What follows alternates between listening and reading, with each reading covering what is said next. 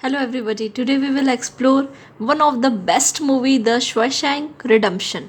ये movie top 10 movies में से एक है और इस मूवी में बहुत ही बेहतरीन तरीके से सिनेमेटोग्राफी की गई है और इसमें बहुत ही बेहतरीन स्टोरी है। आप लास्ट तक पता नहीं कर पाएंगे इस मूवी को और आप जब देखते हैं तो एक सस्पेंस रिवेल होती है। और इस मूवी ने आज तक जितनी भी मूवी की बजट्स है स्टोरी के बेस पे सबसे ज़्यादा IMDb रेटिंग इसकी है। इसकी IMDb रेटिंग आज तक किसी ने बीट भी नहीं की गई है। So let's start this movie story. Movie शुरू होती है एंडी के साथ में। एंडी हमारे मेन कैरेक्टर है और हम देखते हैं कि कोर्ट एक सेंटेंस उनको बोलते हैं, सेंटेंस मीन्स एक फैसला सुनाते हैं। एंडी को उनकी वाइफ और उनकी वाइफ के लवर की मर्डर के इल्ज़ाम पे उम्र कैद की सज़ा सुनाई जाती है। तभी हमें पता चलता है कि एंडी वहाँ पे बताने की कोशिश करते हैं, बहुत सभी लोगों को बताने की कोशिश करते हैं मैं बेकसूर हूँ, मैंने कुछ भी नहीं किया, लेकिन किसी को यहाँ बिलीव नहीं होता। एंडी का कैरेक्टर हम देखते हैं कि एंडी एक बहुत बड़े बैंक के वाइस प्रेसिडेंट है, बहुत ही हायर पोजीशन पे हैं, डेजिग्नेशन भी उनकी अच्छी है और हम देखते हैं कि उनका ऐसा कोई क्राइम रिकॉर्ड भी नहीं है। हमें शुरुआत में पता चलता है, ऐसा लगता है कि सच में वो इनोसेंट है और यहाँ पे उनको उम्र कैद की सज़ा दे दी जाती है। तभी हम देखते हैं कि एंडी को एक जेल के लिए उम्र कैद की सज़ा, जज को लगता है कि एंडी कल्प्रिट है और उन्हें एक ऐसे जेल में डाला जाता है जो कि जेल बहुत ही खास है और वहाँ पे लोगों को, कई लोग वहाँ पे 35 साल से 40 सालों से वहीं रह रहे हैं, उनको बाहर निकलने में भी डर लगता है, उनके लिए वही उनकी लाइफ है, वही उनकी ज़िंदगी है। वहीं जेल के अंदर हम देखते हैं कि एक पूरा माहौल, एक पूरी कॉलोनी जैसा माहौल उन्होंने अपने अंदर बना के रखा है। एंडी से हमारा परिचय होता है, जैसे एलिस से, जो आप सामने देख पा रहे हैं, एलिस का एंडी से यहाँ पर परिचय होता है और एंडी यहाँ पे किसी से भी बात नहीं करते, लेकिन एंडी से वहाँ पे वो बात करते हैं, एली से बात करते हैं, क्योंकि एली एक ऐसे पर्सन होते हैं जो जेल के अंदर सारे लोगों को सारी चीज़ें मुहैया कराते हैं। अब हम देखते हैं कि इस जेल के अंदर बहुत सारे खूंखार लोग भी हैं। यहाँ एंडी को शुरुआत में, क्योंकि वो एक बहुत ही रेप्यूटेड और बहुत ही अच्छे बैकग्राउंड से आए हैं, तो शुरुआत में हम देखते हैं कि सिर्फ़ और सिर्फ वो एली से उनकी फ्रेंडशिप होती है, बाकी ज़्यादा लोगों से एंडी बात यहाँ नहीं करते हैं और उनके बीच एक जनरल कन्वर्सेशन होती है, कम्युनिकेशन होती है। तभी हम देखते हैं कि एंडी ने एलिस को कुछ चीज़ लाने के लिए कहा हुआ है। उन्होंने उनको एक छेनी, एक हथौड़ी और साथ ही साथ छेनी और हथौड़ी ये होती है कि जिससे आप हथौड़ा मारते हैं, एक नुकीले कील के आकार का एक शेप लाने के लिए, टूल लाने के लिए वो कहते हैं, और एक पोस्टर लाने के लिए कहते हैं। बाकी लोग हम देखते हैं कि एंड्री को यहाँ पे वॉच करते रहते हैं। यहाँ पे एंड्री एली को बोलते हैं कि ये सब चीज़ों का तुम क्या करोगे, तो वो बोलते हैं, और एक साथ ही साथ एक बाइबल भी वो मंगाते हैं। वो बोलते हैं कि बाइबल मुझे पढ़ना अच्छा लगता है, इसलिए तुम मुझे बाइबल भी प्रोवाइड करा दो। बाइबल के साथ साथ हम देखते हैं कि एक बहुत बड़ी एक हीरोइन की पोस्टर के लिए भी वो ऑफ़र करते हैं। ये सब सुनकर एली को बहुत ही अलग लगता है। एलिस जो ये पर्सन है जो सारे लोगों को प्रोवाइड कराते हैं, वो बोलते हैं कि अगर तुमको ये सारी चीज़ें मिल भी गई तब भी तुम इन सब चीज़ों से क्या करोगे, इस जेल से भागना असंभव है, या तुम अगर बनाने जाओगे, रास्ते से होल बनाने जाओगे तो इसमें तो 12-15 साल लग जाएंगे। यहाँ पे हम देखते हैं कि एंडी ज़्यादा रिस्पॉन्ड नहीं करते। वो बोलते हैं कि ये मुझे बस ऐसे ही कुछ काम था, इसलिए वो टूल्स चाहिए। और हम देखते हैं कि फाइनली वो चीज़ एलिस ले आते हैं। वो हथौड़ी को देखते हुए सोचते हैं कि उन्होंने ये हथौड़ी क्यों मंगाई होगी एंडी ने, लेकिन फिर भी उनको, क्योंकि उनका काम रहता है कि जेल के अंदर सभी लोगों को पैसे से वो सारी चीज़ें प्रोवाइड करवाते थे, इसलिए उन्होंने फाइनली ये हथौड़ी, छेनी और साथ ही साथ एक बहुत बड़ा पोस्टर उन्होंने जेल के अंदर उनको प्रोवाइड करा दिया होता है। अब हम यहाँ पे देखते हैं कि गार्ड को भी ये चीज़ मिल जाती है और वहाँ एंडी की कुछ लोगों के साथ में लड़ाई हो जाती है, जिसके कारण से उनको क्वारंटाइन एक अलग कालगृह में डाल दिया जाता है। कालगृह वो होता है जहाँ पे ऐसे लोगों को रखा जाता है, अकेला रखा जाता है वहाँ पे, जो बाकी लोगों के साथ में जिनकी लड़ाई होती है। अब हम यहाँ पे देखते हैं कि जो जेलर होते हैं, जेलर का नाम यहाँ नॉर्टन होता है, वो एक बहुत ही करप्ट पर्सन होते हैं। वो यहाँ पे बाकी सभी लोगों को कहते हैं कि डिसिप्लिन, अनुशासन बहुत इंपॉर्टेंट है, और अगर इनमें से किसी ने भी किसी भी तरह की क्राइम करने की या कुछ भी जेल के अंदर कोशिश की तो वो इन सभी लोगों को बहुत ही टफ से टफ सज़ा देंगे, पनिशमेंट देंगे। और हम देखते हैं कि नॉर्टन एक बहुत ही करप्ट, उनको एक पर्सन की ज़रूरत पड़ती है यहाँ पे जिनसे वो अपने कंप्यूटर का काम करा सके। तभी हम एंड्री को देखते हैं, क्योंकि एंड्री को डेटा ऑपरेटिंग का काम आता था, इसलिए गार्ड्स वहाँ देखते हैं एंड्री को और एंड्री को वो रिकमेंड करते हैं कि वो जाके नॉर्टन का काम कर सकते हैं। अब हम यहाँ पे देखते हैं कि जो नॉर्टन जो जेलर होते हैं वो एंड्री को बोलते हैं कि तुमने तो बैंक में वाइस प्रेसिडेंट का काम किया है तो तुमको तो जेल का पैसों का अंदाज़ा होगा।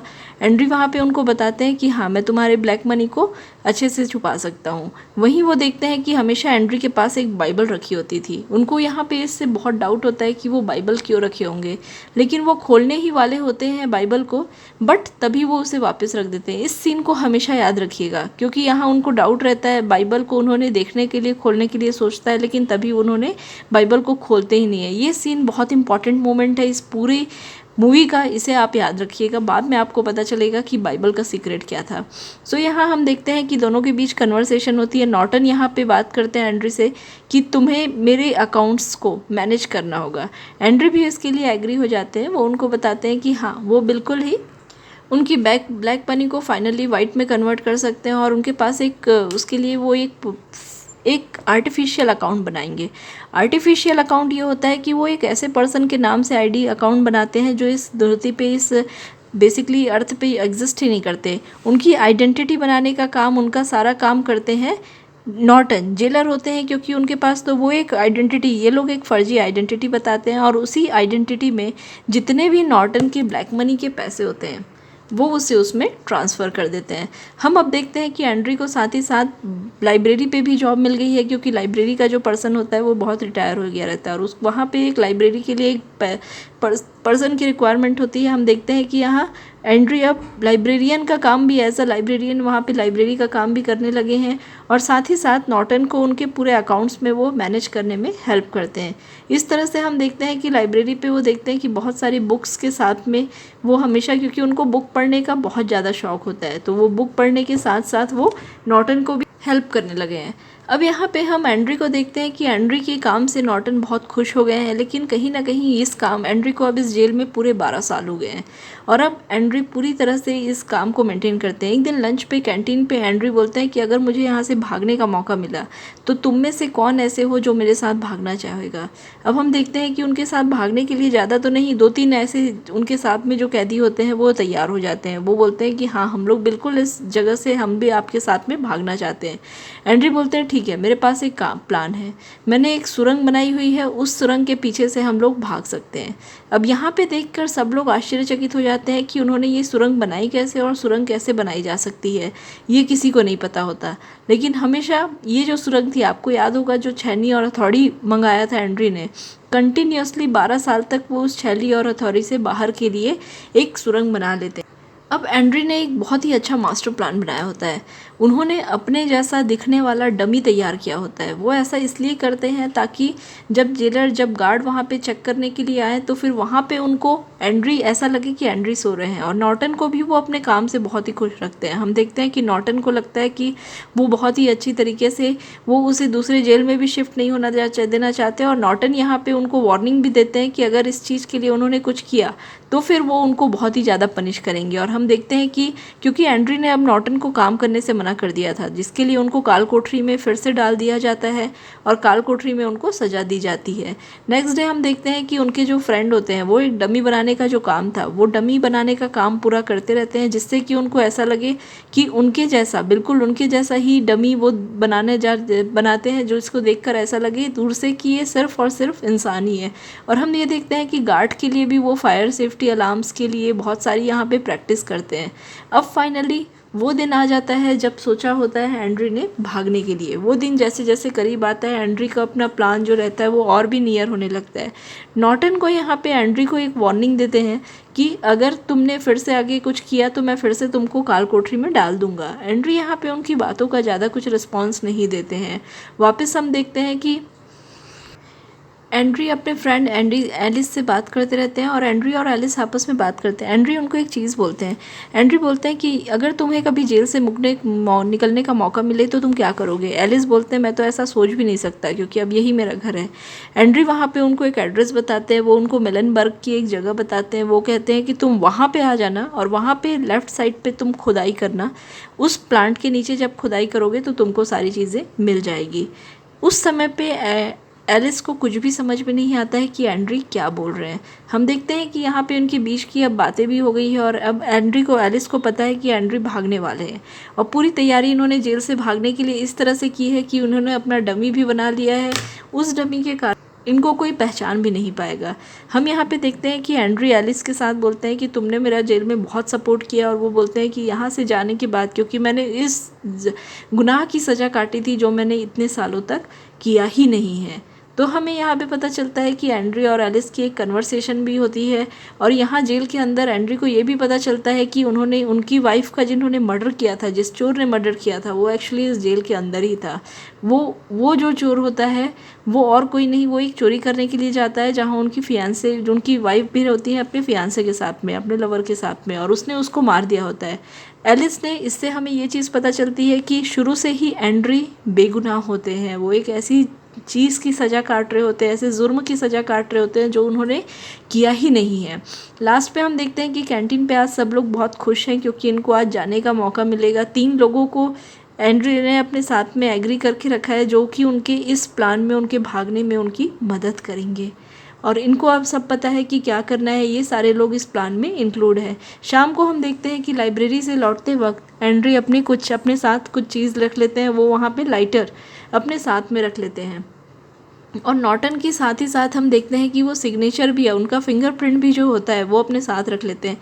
उस फिंगरप्रिंट से वो क्या करेंगे और सारी चीज़ों से क्या करेंगे हमें बाद में पता चलता है। हम देखते हैं यहाँ पे एंड्री अपने साथ गार्ड का भी एक ड्रेस रखते हैं और वो जेल से भागने की पूरी तैयारी कर रहे हैं। हम देखते हैं जैसे ही रात होती है, नाइट की विज़ल आती है, ये लोग एक डमी उनके सामने, एंड्री के सामने, एक एंड्री जहाँ सोते थे वहाँ एक डमी रख देते हैं। अब यहाँ पे सबको जब गार्ड एंड्री को जब बहुत ज़्यादा कॉल करते हैं और वो रिस्पॉन्ड नहीं करते तो गार्ड आके चेक करते हैं। जब गार्ड वहाँ आकर चेक करते हैं तो वो देखते हैं कि एंड्री की जगह उस जगह पे एक डमी है, और जब उस डमी को वो देखते हैं, फाइनली वो देखते हैं कि यहाँ पे तो शूज़ है और एक डमी ही है जो यहाँ पे उनको ऐसी दिख रही थी कि ऐसा लग रहा था जिससे कि एक आदमी हो। और वो जब फाइनली उस रूम को चेक करते हैं तो वहाँ आसपास कहीं भी कुछ भी सुराग नहीं मिलता, लेकिन तभी वो उस पोस्टर को देखते हैं। उस पोस्टर के पीछे नॉर्टन भी क्योंकि यहाँ पे आ जाते हैं। अब नॉर्टन बहुत ज़्यादा टेंस इसलिए होते हैं क्योंकि नॉर्टन की सारी प्रॉपर्टी, सारी ब्लैक मनी तो एंड्री के पास ही रहती है। यहाँ हम देखते हैं कि एलिस को भी बुलाया जाता है क्योंकि एलिस एंड्री के बहुत अच्छे फ्रेंड होते हैं। एलिस यहाँ पे कहते हैं कि मुझे कुछ भी नहीं पता कि एंड्री ने क्या किया है। तभी हम उस पोस्टर को देखते हैं, यही वो पोस्टर है जिसे एंड्री ने मंगाया होता है। जब इस पोस्टर को फाइनली लोगों को डाउट जाता है कि इस पोस्टर के ऊपर, जब इस पोस्टर को हम देखते हैं कि एंड्री जब इस पोस्टर को फाइनली फाड़ते हैं तो पता चलता है हमें कि इसके पीछे एक बहुत बड़ा सुरंग होता है, और उसी सुरंग से ही पिछले 15 सालों से एंड्री ने सिर्फ एक हथौड़ी से, एक छैनी से उस एक सुरंग बनाया, और इस सुरंग से जेल के बाहर तक वो जाने की हिम्मत की है। ये पहली बार ऐसा होता है कि श्वेशेंक, इस जेल का नाम ही है श्वेशेंक, सो श्वेशेंक नाम के इस जेल से पहली बार कोई पर्सन आज तक भागा होता है। जब वो भागते हैं हम यहाँ पे एंड्री को देखते हैं कि एंड्री अपने साथ में ऑलरेडी ड्रेस रखे होते हैं, तो वो जाके उस जगह पे करते हैं। न्यूज़पेपर, आर्टिकल, सभी जगह ये चीज़ फेमस हो जाती है, और हम देखते हैं कि नॉर्टन को एक पनिशमेंट भी मिलता है क्योंकि उनके जेलर के, उनके रहते एक हथौड़ी से एक कैदी ने इतनी बड़ी सुरंग बना ली और उनको पता भी नहीं चला। ये न्यूज़ पूरी तरह से पूरे जेल में अब पूरी तरह से हल्ला मच जाता है। अब हम एलिस को देखते हैं कि वो हथौड़ी, वो अपनी बात याद करते हैं कि उन्होंने कहा था एंड्री को कि एक हथौड़ी से कोई 15 सालों में वो सुरंग बना सकते हैं, और सच में वो 15 सालों में उस सुरंग को बना लिए। तभी हम नॉर्टन को देखते हैं, आपको याद होगा ये सीन, कि वो बाइबल को रखे हुए देखते हैं। एक पर्टिकुलर फेस के बारे में यहाँ पे एंड्री ने उनसे बात की थी। जब वो उस सीन को याद करते हैं कि उन्होंने एक बार बाइबल भी चेक करने का सोचा था, जब वो उसे फाइनली खोल कर देखते हैं उस बाइबल को, तो उसमें उनको हथौड़ी के निशान भी मिलते हैं। अब हम बाहर देखते हैं कि एंड्री अपने नॉर्मल कपड़े पहनकर एक बैंक जाते हैं। बैंक जाकर वो अपने सिग्नेचर करते हैं और अपने पैसों को एक अकाउंट में ट्रांसफ़र करते हैं। आपको याद होगा कि सारा ब्लैक मनी जेलर का यहाँ एंड्री मैनेज करते थे। सिग्नेचर उन्होंने अपने डाल के रखे थे। आइडेंटिटी भी जिस नाम से रखी थी वो नाम सिर्फ और सिर्फ एंड्री को पता था, क्योंकि उस नाम के पर्सन तो एग्जिस्ट ही नहीं करते थे। तो वो बैंक जाके उसी पर्सन की आइडेंटिटी, खुद की आइडेंटिटी को दिखाते हैं और उनके नाम से सिग्नेचर करते हैं। और 370 मिलियन रुपीज़, 370 मिलियन रुपीज़, इतने ज़्यादा 370 लाख रुपए वो अपने अकाउंट में ट्रांसफ़र कर लेते हैं। इस अकाउंट को ट्रांसफ़र करने के अमाउंट को ट्रांसफ़र करने के बाद वो बहुत ही अच्छा महसूस करते हैं। आज उन्होंने जिस सज़ा काटी थी और जिस तरह से उन्होंने पेशेंस से काम किया था, आज उसकी सज़ा उनको उसका फल मिल गया है। उसकी सारी चीज़, उनकी जो सज़ा थी वो आज वो ख़त्म हो गई है। साथ ही साथ एक बहुत ही वेल्दी पर्सन वो बन गए हैं। यहाँ हम देखते हैं कि ये सारे अकाउंट को वो एक दूसरे अकाउंट में ट्रांसफ़र करके उसके मनी को इन कैश करके वो ले जाते हैं। अब हम यहाँ पे शशांक न्यूज़पेपर पे न्यूज़ आर्टिकल्स देखते हैं कि सभी जगह पे हम देखते हैं कि ये न्यूज़ अब पूरी तरह से हाईलाइट हो गई है, क्योंकि एक पर्सन एक हथौड़ी से इतने सालों तक जेल में सुरंग बनाता रहा लेकिन किसी को पता भी नहीं चला। अब हम देखते हैं कि सभी जगह इसी चीज़ की ही बात हो रही होती है कि शशांक जेल, और हम देखते हैं कि वार्डन के लिए उन्होंने एक नोट भी छोड़ा होता है। उन्होंने छोटा होता है कि आपने सही कहा था बाइबल पे कि कंटिन्यूसली प्रेयर, बाइबल का एक फेस भी उन्होंने यूज़ किया था। उस फेस के लिए उन्होंने बताया था कि बाइबल के अनेक्शर में आपने बिल्कुल सही कहा था, सही चीज़ें थी। जब नॉर्टन उस फेस को देखते हैं तो वो देखते हैं कि हथौड़ी का पूरा एक निशान उस बाइबल के पेज पे होता है। इसका मतलब कि उन्होंने अपनी हथौड़ी को जब भी जेल की तलाशी होती थी अपने बाइबल के अंदर छुपा कर रखा था, जिससे कि कारण आप जो देख सकते हैं कि एक पूरा निशान यहाँ पे बाइबल के अंदर बैठ गया है। ये देखने के बाद नॉर्टन ने खुद को गोली मार ली होती है, क्योंकि अब उनके पूरे पैसे उनके पास में नहीं है। तभी हम देखते हैं कि जो एलिस जो जेल के अंदर होते हैं उनके लिए एक लेटर आता है। उनको एक एड्रेस पे, जिस एड्रेस पे एंडी ने बताया था, वो उस एड्रेस पे जाते हैं। उस एड्रेस पे जाने के बाद उनको एक एड्रेस मिलता है। उस एड्रेस पे जाने के बाद फाइनली वो सोचते हैं कि शायद वो सुसाइड कर ले, लेकिन फिर किसी कारण से वो रुक जाते हैं और वो वापस जाके वहाँ पे उस जगह पे जाते हैं और वो जाके अपने फ्रेंड एंडी से मिलते हैं। और लास्ट में हम देखते हैं कि एंडी और एलिस एक बार फिर से बाहर अपनी छुट्टियां मनाने के लिए बाहर जा रहे हैं और आज वो लोग बहुत खुश। तो ये थी पूरी कहानी शशांक रिडेम्पशन की। इस कहानी से हमें पता चलता है कि ज़िंदगी का एक एक पल बहुत इम्पॉर्टेंट होता है। कई बार ऐसा होता है शायद आपको उन गुनाहों की भी सज़ा मिल जाए जो आपने नहीं किया है, लेकिन फिर भी आपको उससे बाहर निकलने का सोचना चाहिए। रास्ते हमेशा आपके पास होते हैं, मुश्किल कुछ भी नहीं है, बशर्ते आप उन रास्तों को पाने के लिए प्रयास करते रहें। अगर आप कंटिन्यूसली प्रयास करेंगे, जैसे अगर हम एंडी की बात करें, एंडी को एक ऐसे जुर्म की सज़ा मिली जो उन्होंने किया ही नहीं था। उनकी वाइफ का मर्डर उन्होंने नहीं किया था, फिर भी 20 साल। आप खुद सोचिए कि एक वाइस प्रेसिडेंट बैंक के इतनी बड़ी पोजीशन पे रहते हुए उनको ऐसी स्थिति का सामना करना पड़े कि उम्र कैद की सज़ा दे दी जाए। पोजीशन भी चली गई, उनके पास से सारी चीज़ें चली गई, लेकिन उस स्थिति में जेल पे जाने के बाद उन्होंने कभी भी ये नहीं सोचा कि मुझे हार नहीं माना। उन्होंने गिव अप नहीं किया। उन्होंने बहुत ही ब्रेनफुली उन पैसों के लिए, देखिए अल्टीमेटली हमारा काम होता है पैसा कमाना, तो उन्होंने उस ब्लैक मनी को, जो जेलर की ब्लैक मनी था, उसे बहुत ही खूबसूरती से अपने अकाउंट में ट्रांसफ़र कर लिया। उसके नाम से आर्टिफिशियल अकाउंट बनाया, उनको कॉन्फिडेंस पे लिया और साथ ही साथ बाहर निकलने के लिए एक छैनी और हथौड़ी से इतना प्रयास किया कि लास्ट में वो बाहर निकल गए। ये मूवी टॉप 10 मूवीज़ में से एक है और आज तक इस मूवी में अगर आप देखेंगे, शशांक रिडेम्पशन बहुत ही बेहतरीन मूवी है।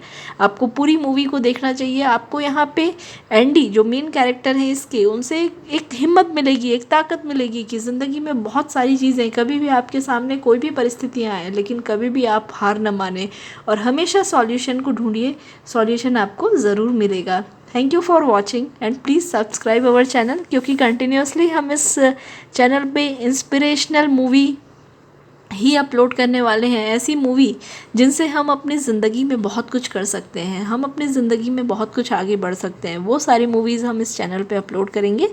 And please subscribe our channel. Okay, thank you so much.